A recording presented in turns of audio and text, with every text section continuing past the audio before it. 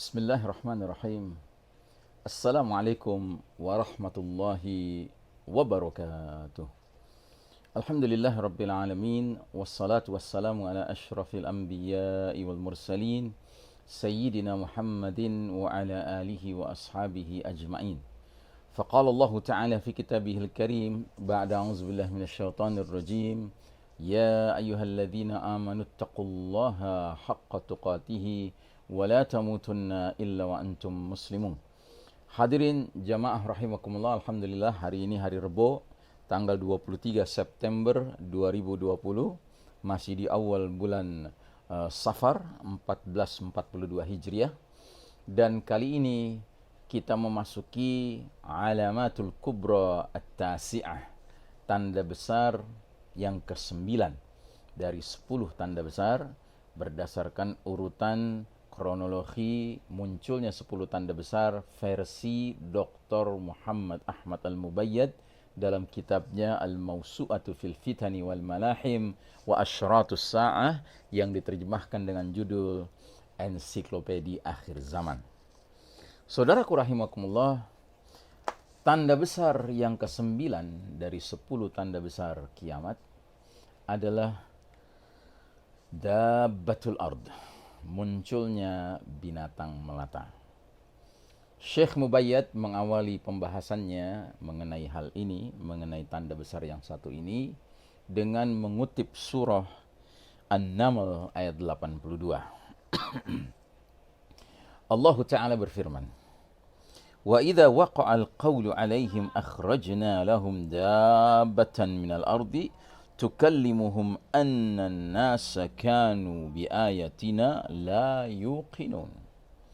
Dan apabila ketetapan telah jatuh atau diputuskan terhadap mereka, kami keluarkan sejenis binatang melata dari muka bumi yang akan mengatakan kepada mereka bahwa sesungguhnya manusia dahulu tidak yakin kepada ayat-ayat kami. Penjelasan.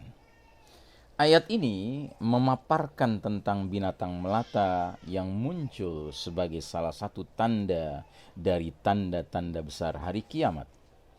Kemunculannya berkaitan dengan jatuhnya ketetapan terhadap manusia, dan telah diperselisihkan tentang apa yang dimaksud dengan ketetapan itu. Setidaknya ada beberapa pendapat. Di antaranya ketika siksa telah diwajibkan terjadinya. Inilah pendapat yang paling sahih. Dikatakan yang dimaksud dengan ketetapan tersebut adalah apa yang dituturkan Al-Quran yang berupa peristiwa datangnya hari kiamat dan kengerian yang ada di dalamnya. Dikatakan juga maksud ketetapan adalah kematian ulama dan lenyapnya ilmu. Dituturkan pula maksudnya adalah apabila mereka tidak diperintahkan dengan kebaikan dan tidak dicegah dari kemungkaran. Artinya ketika sudah hilangnya aktivitas al-amru bil ma'ruf wan nahyi 'anil munkar, memerintahkan yang ma'ruf, mencegah dari kemungkaran. Ayat ini menjelaskan bahwa binatang melata ini keluar dari dalam bumi, dari dalam tanah. Dalam hal ini binatang tersebut sangat mirip dengan mukjizat Nabi Saleh alaihi salam, yaitu ketika seekor unta keluar dari dalam batu besar. Dikatakan sesungguhnya binatang tersebut anak unta Nabi Saleh alaihi salam. Dikatakan juga itulah binatang dalam bentuk anak Adam. Bagian atasnya berada di awan, sedangkan bawahnya berada di bumi. Dikatakan pula selain itu, kesimpulan dalam masalah ini adalah binatang yang besar, yang muncul sebagai salah satu tanda dari pertanda hari kiamat. Adapun hakikatnya, Allahu a'lam bissawab. Tiada seorang pun yang mengetahuinya kecuali Allah subhanahu wa ta'ala. Ulama berbeda pendapat tentang soal kemunculan binatang melata ini dari dalam bumi. Dikatakan ia keluar dari Bukit Safa di Makkah. Dikatakan juga ia muncul dari gunung Abu Qubais. Ada pula pendapat menyatakan ia muncul di antara rukun atau sudut Ka'bah dengan maqam Ibrahim. Dituturkan juga ia keluar di Tihamah. Dikatakan pula ia muncul dari sebuah masjid di Kufah karena tungku api sudah memancarkan air. Dikatakan juga ia keluar dari negeri Taif.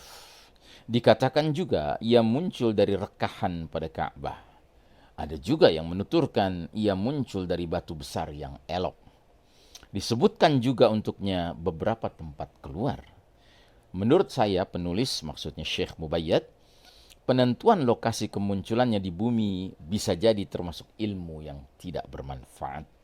Cukuplah bagi kita dalam masalah ini pengetahuan bahwa binatang melata ini secara luar biasa muncul dari dalam bumi atau dari salah satu rekahan pada tanah, dan binatang ini merupakan salah satu tanda dari sekian banyak tanda-tanda hari kiamat sebagaimana dibicarakan oleh banyak orang. Saudaraku rahimakumullah, ulama berbeda pendapat tentang isi perkataan binatang melata tersebut. Dikatakan binatang tersebut berbicara kepada mereka tentang batilnya segenap agama illal Islam, selain Islam. Dikatakan pula binatang itu berkata kepada mereka tentang sesuatu yang membuat mereka sedih.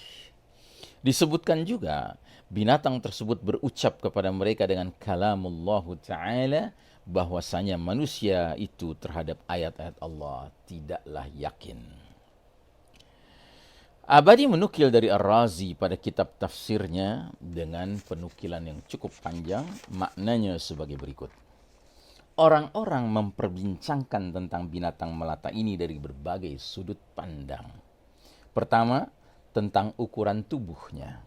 Di dalam satu hadis dinyatakan bahwa tingginya 60 hasta, ya, satu hasta itu ya satu lengan tangan orang normal, ya. Katakanlah 1 meter, ya, berarti 60 meter. Diriwayatkan juga bahwa kepalanya itu mencapai awan.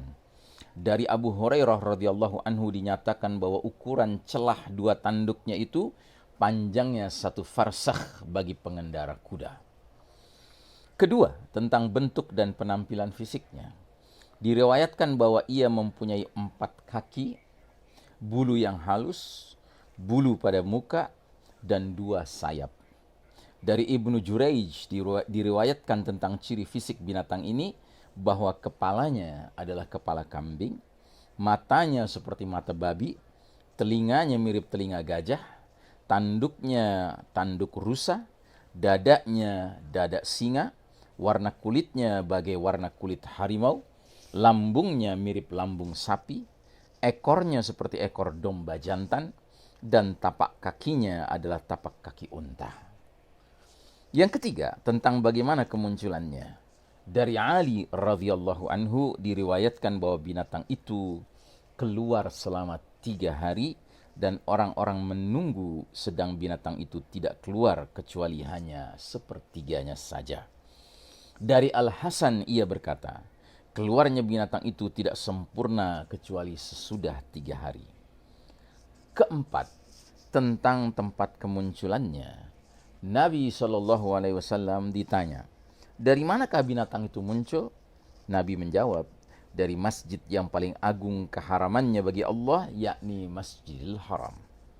Dikatakan pula, binatang itu keluar dari bukit Sofa, lantas ia berbicara kepada mereka dengan menggunakan bahasa Arab. Kelima, jumlah kemunculannya. Diriwayatkan bahwa ia muncul sebanyak 3 kali. Ia muncul dari wilayah paling ujung Yaman, kemudian ia bersembunyi, kemudian ia muncul lagi di perbukitan, lalu ia bersembunyi dalam kurun waktu yang lama.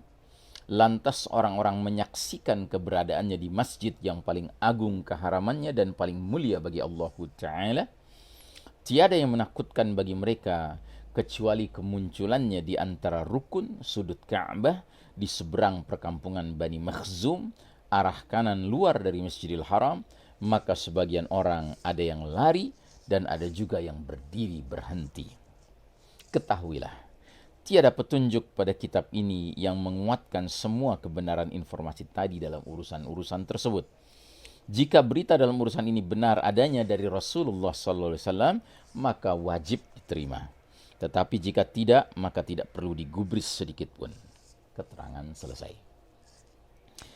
Dari Abdullah bin Amr radhiyallahu anhuma, ia berkata, aku hafal dari Rasulullah SAW sebuah hadis yang aku tidak akan melupakannya sesudah ini. Aku mendengar Rasulullah SAW bersabda, sesungguhnya tanda hari kiamat yang pertama kali muncul ialah terbitnya matahari dari arah terbenamnya. Munculnya binatang melata kepada manusia pada waktu duha.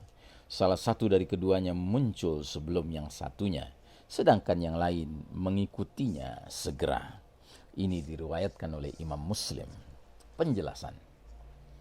Hadis ini sudah dijelaskan sebelumnya, dan pelajaran yang bisa kita petik darinya ialah terbitnya matahari dari arah barat itu terjadinya sebelum munculnya binatang melata, atau kedua tanda ini saling melengkapi dan berhubungan erat sekaligus menjadi pengumuman kehancuran alam semesta. Artinya ini adalah isyarat kalau matahari sudah terbit dari tempat terbenamnya, binatang melata sudah keluar dari dalam bumi, berarti akhir dunia ini, peristiwa dahsyat as-sa'ah, kiamat, sudah amat sangat dekat. Tidak boleh dipahami dari hadis ini bahwasanya dua tanda tersebut merupakan yang pertama muncul di antara 10 tanda-tanda besar kiamat.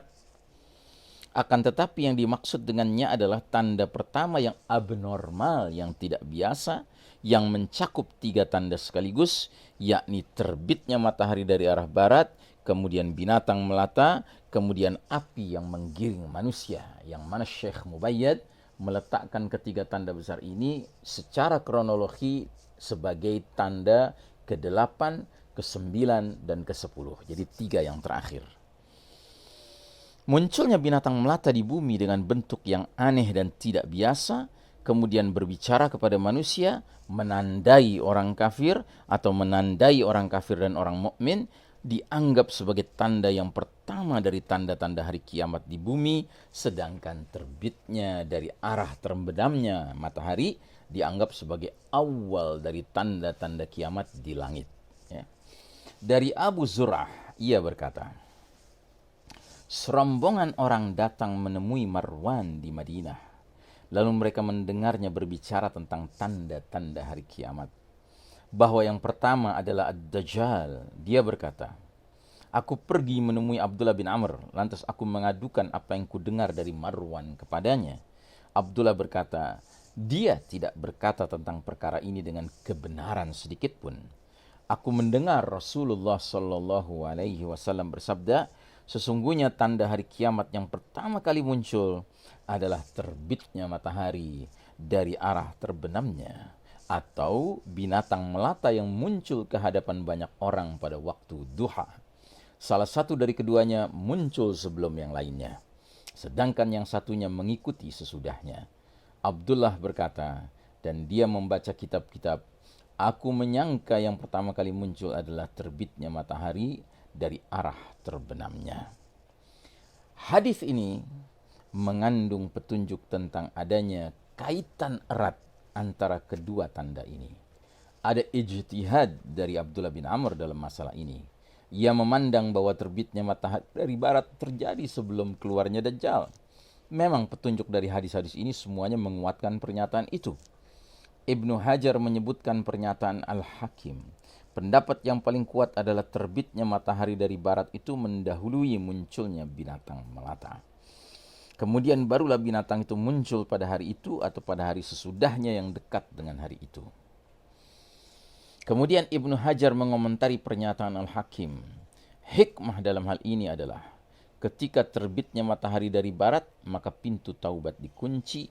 Lantas binatang melata keluar, dia pisahkan orang beriman dari orang kafir sebagai penyempurna dari maksud ditutupnya pintu taubat.